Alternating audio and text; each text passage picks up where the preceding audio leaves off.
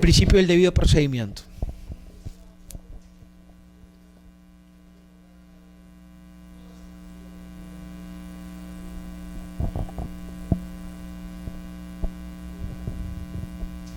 El artículo 230, de nuevo, reconoce este principio de derecho. Tiene doble cara el debido procedimiento. Y es en realidad una singularización de lo que ya existe en jurisprudencia, amplia jurisprudencia judicial y procesal y del Tribunal Constitucional peruano sobre el debido proceso. Fue el propio Tribunal Constitucional peruano el que fue construyendo la idea de que el debido proceso podría tener una singularidad en vía administrativa y podría incluso tener reflejos en la vía privada pura, la asociativa, la comercial, etcétera. Por tanto, el debido proceso fue creciendo y expandiéndose en contenido. Partió como parte solamente de los procesos judiciales y ahora se ha ido introduciendo como un macro derecho y macro principio en la vía administrativa, en el procedimiento administrativo, con una serie de garantías y subprincipios que limitan las potestades administrativas, en este caso sancionadoras, y a continuación se ha seguido el camino de que el debido procedimiento también tenga un reflejo en la vía privada, en el ejercicio de derechos como la libertad de asociación, la libertad de empresa, en la toma de decisiones de órganos societarios, etcétera, que implican pues previamente un camino, que haya sido establecido en estatutos, etcétera. El Tribunal Constitucional peruano ha sido clarísimo en eso, lo expandió, lo extendió al máximo, y el debido procedimiento a su vez se construyó con la idea de un receptáculo de técnicas. El debido procedimiento no es en sí mismo algo, es un conjunto de técnicas que incluye principios sumado a garantías aplicables al administrado. En ambos casos, esas técnicas tienen efectos limitantes sobre la entidad administrativa instructora y que impone la sanción, la posible sanción.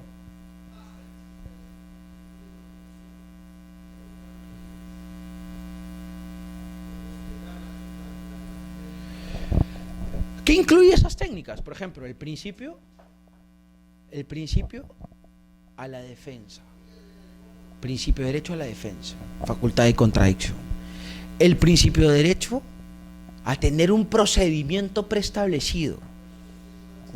Eso costó mucho en Perú. Antes, las entidades administrativas no diferenciaban entre fase instructora y fase sancionadora en sí misma.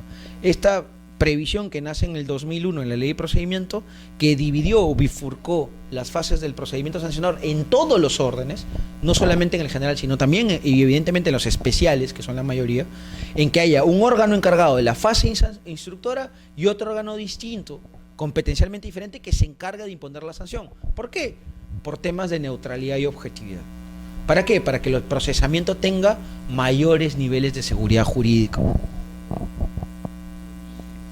Claro, esto costó una barbaridad hacerlo. No es algo que haya sido fácilmente impuesto sobre los operadores o asumido pacíficamente. Para nada. Los operadores, fundamentalmente empleados públicos, costó que en la estructura organizativa de las entidades se dividiera el asunto y pudieran surgir dos órganos distintos. Y hasta ahora cuesta. Hay muchos órganos que camuflan, ¿sí?, internamente esa división cuando deberían ser órganos completamente separados, que no se comuniquen entre ellos, o que no dependan de un solo jefe o unidad máxima, ¿sí? Claro, del titular dependerán todos, porque jerárquicamente es así, pero, por ejemplo, y volviendo al tema del disciplinario de servicio civil, que la unidad de recursos humanos esté en la gerencia de recursos humanos, y sea el gerente de recursos humanos quien resuelva, creo que no se adapta mucho a esta división estructural que plantea la LPAG, ¿no? Y ese es uno de los grandes errores que ha cometido, por ejemplo, el disciplinario de servicio civil. ¿Para qué? Para faltas graves, ¿sí?, en el procesamiento de faltas graves. O, por ejemplo, que en faltas leves del propio disciplinario sea el propio órgano empleador del sujeto el que instruya y sanciona a la vez, también en lo absoluto tiene nada que ver con esta garantía de la división estructural, ¿sí?, y organizativa. O sea, no es fácil el tema. Y por más que se intente camuflar, siempre sale a la luz el asunto, porque basta solamente ver los reglamentos de organización y funciones para darse cuenta que ese órgano en realidad está asumiendo las dos fases del procedimiento y por tanto los dos tipos de potestades, debiendo dividirse como manda la ley de procedimiento administrativo. Y asumado eso, hay otros principios como el plazo razonable, hay otros principios que tienen que ver con la defensa cautiva, otros principios que tienen que ver con el impulso de oficio de los procedimientos sancionadores, la posibilidad de poder contradecir medios y, por ejemplo, eliminar algo que en el derecho del control es todavía un vía crucis para las personas que se ven procesadas, que es la llamada prueba predeterminada. La Contraloría sigue pensando que los informes de control en un procedimiento disciplinario, en este caso el de responsabilidad administrativa funcional, ¿sí?, incluso en otros sancionadores como el ambiental también se sigue pensando que los informes de los órganos administrativos, los informes de inspección, de supervisión, son pruebas preconstituidas y predeterminadas y que tienen un valor superior a los medios probatorios que plantee el administrado que se ve involucrado en estos procedimientos. Y eso es falso.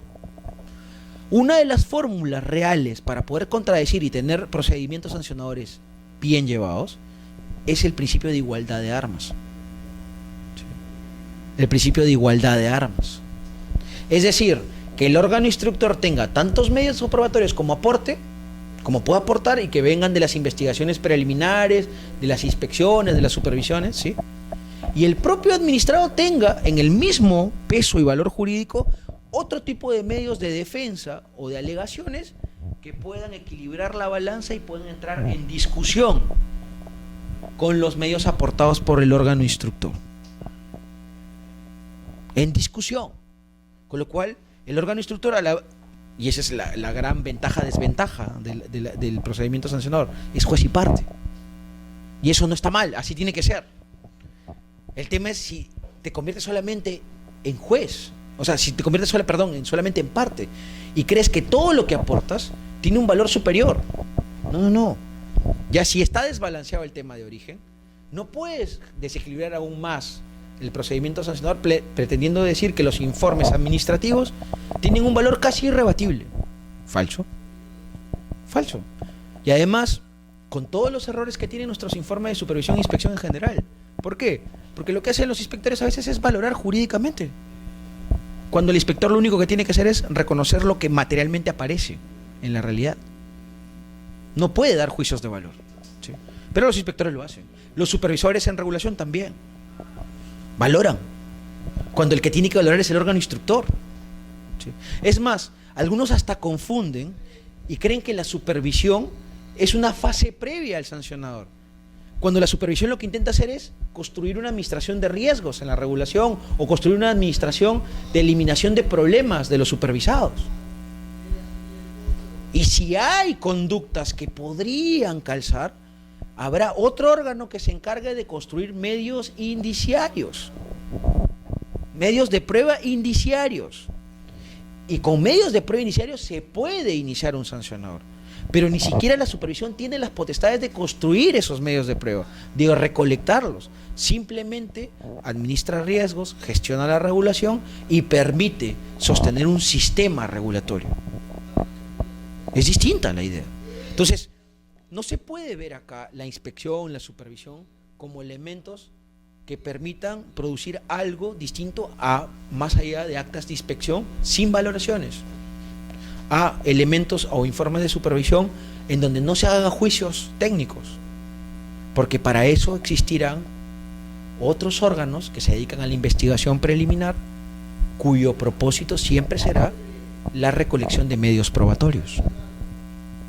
Y solo esos medios probatorios podrán construir un caso sancionador, porque lo recibirá el órgano instructor y podrá plantear en su pliego de cargos, ¿sí?, aquellas infracciones posibles en donde sí haya cómo justificar su comisión.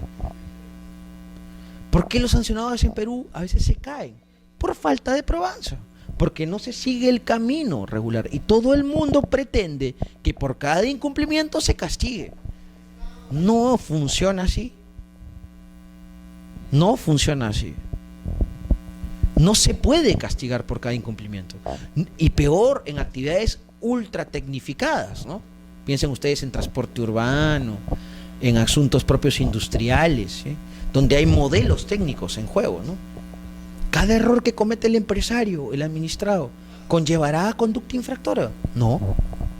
Tiene que ser las sanciones más reprochables y donde valga la